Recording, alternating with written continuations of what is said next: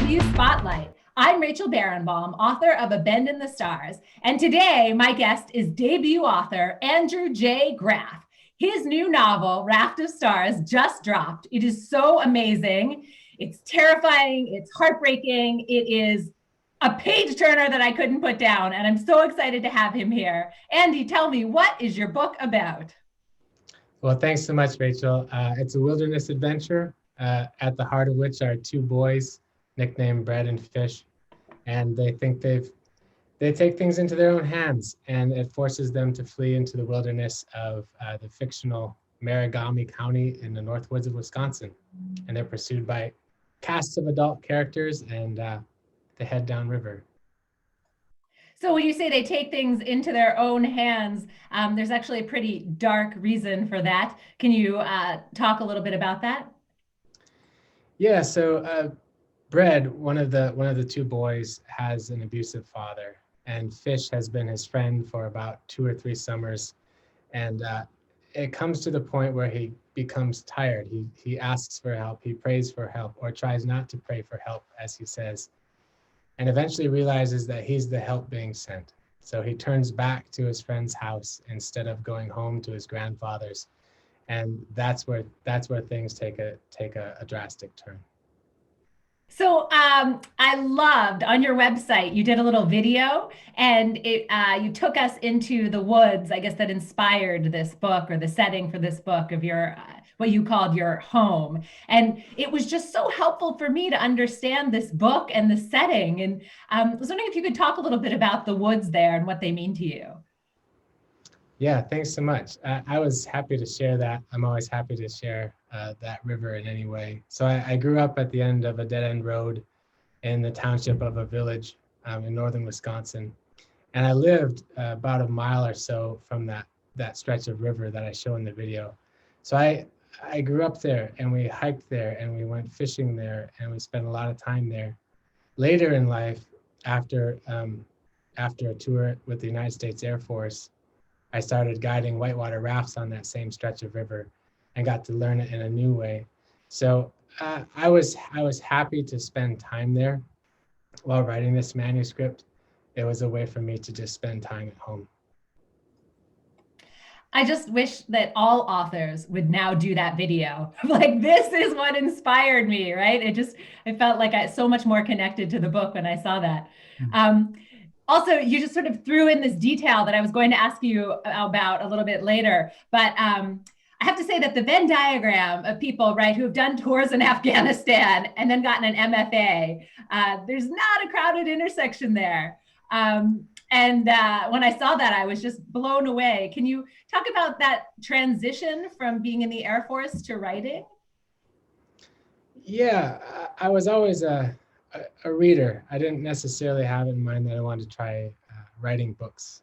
So I was a mechanic. I was an aircraft mechanic in the Air Force. I grew up, I'm a first generation college student, non-traditional college student.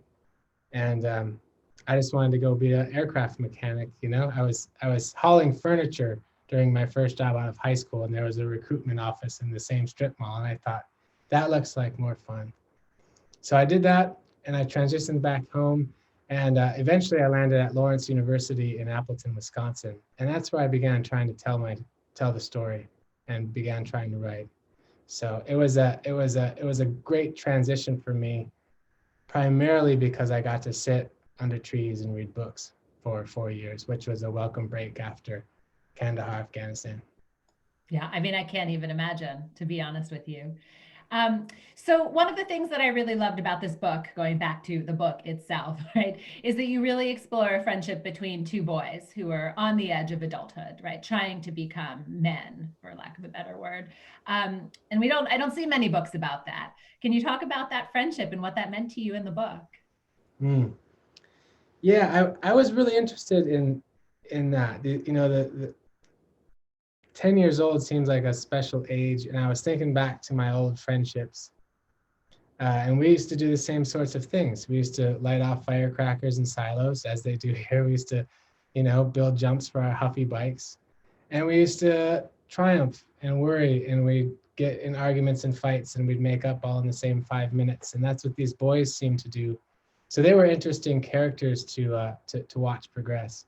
And one of the other major questions for me in the text is, are we taken care of in this cosmos or this wilderness? Are we fathered well, so to speak? And that's a question these boys have to ask too. Right, about parenthood, about what does it mean to be a parent, right, or a father. I thought you're also addressing, and we're I'm starting to see more and more books about questioning motherhood, and I wish we would see more about fatherhood, right? So I was happy to see that there. Thank you. Have people been talking to you about that role of parenthood, fatherhood, as the book is approaching pub day? Yeah, it's been wonderful to hear readers respond to the book, and that's just been what a joy, what a blast. I mean, Rachel, you know what it's like to publish a book. I don't yet, so this has been wonderful fun. And one review that I really appreciated, they spoke about the need for books that show it's okay to be male and feel things deeply, so I appreciate that sort of feedback. He was actually a high school teacher, and he said, we need books that boys will read, one, and we'll teach them that it's okay to emote. So I hope this is a fun adventure, and not just for young adults, of course, but for any age. But that's absolutely true. I mean, I struggle finding books like that for my teenage boys, right? Books where they can see what it's like, to go through that. So I think it's great. So we've talked about the amazing and strong male characters in this book, but there are, of course, also strong female characters. Can you tell me about them? Yeah, I would love to. So the boys are pursued through the forest by the boy's grandfather and a sheriff, but also the boy's mother, Miranda, and Tiffany, the gas station attendant in the fictional Clay Pot, Wisconsin, who is an aspiring poet with purple hair. And those are some of my favorite characters in the story, and they actually became, once I got to know them, some of the most capable out in the wilderness and on the river. Fish's mother, Miranda, has a really fierce sort of faith that eventually borders on recklessness, and I loved her character because once I knew that there was a son lost in the woods, somewhere there was going to be a mother, and no tornado or no storm or no river was going to stop her from getting him back. So those were fun to write as well. All right, let's shift to some more publishing questions, more specifics there. Can you talk about what was the hardest part of writing this book?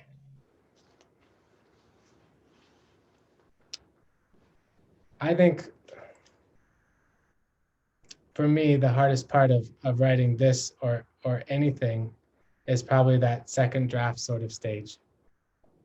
I think getting things down, as Anne Lamott says, is plenty of fun, right? You just write it quickly, you're telling a story, and you think, some of that's great, yay, that's going so well, and then you go back and read the second draft, and that for me is where things get really daunting, and I realize just how much work still has to be done. So. And how hard was it to get this book published? Well, yeah, I've been working toward a debut novel now for well over a decade. I have like sock drawer manuscripts that got all the way up to representation by agents, and then no editor picked them up. So, wow, I would say that whole story was it was plenty hard. There were plenty of dark nights of the soul and crying in my pickup truck on the highway and all kinds of things like that. But it came together finally, so I'm thankful. Thank you so much for admitting that, because I think so many people see, the shiny, beautiful cover, Raft of Stars, and you're going to get so much coverage and excitement when it pubs. And yet there was so much behind it, right? You have many manuscripts in the drawer. I mean, thank you, right? Yeah, this was a messy pile of paper on my desk for 5 years, So I'm so glad that my agent picked it up and enjoyed it and was able to place it with Echo. I couldn't be happier. I love how you keep looking at it too. It's like, it's real. It's real. It's real. Yeah. There's nothing like holding the book. No, there's not, but it was pretty magical to open up the first box of galleys and to open up the first box of hardcovers as well. So do you have any advice for new writers? Yeah, I would say think my advice for new writers would be to weather that time period well. You know, my old writing professor told me when I graduated from Lawrence University, he said, Andy, you've got about 10 years. This will probably take you about 10 years, you know? And he was talking about writing and failing to write and getting better and the whole show. And my initial thought as sort of a bucky 20-some-year-old was, you know, well, maybe it took you 10 years. It's going to take me maybe 2 or 3, you know, and it didn't. I graduated from my writing program in 2009, and this was sold in 2019. So I took every minute of those 10 years. So keep the faith, you know, find good mentors and keep the faith. What a great a professor you had. What a great piece of honest advice. Oh yeah. I still go to him when the answers matter most about writing or any other facet of life. Amazing. Andy, thank you so much for joining me. I loved Raft of Stars.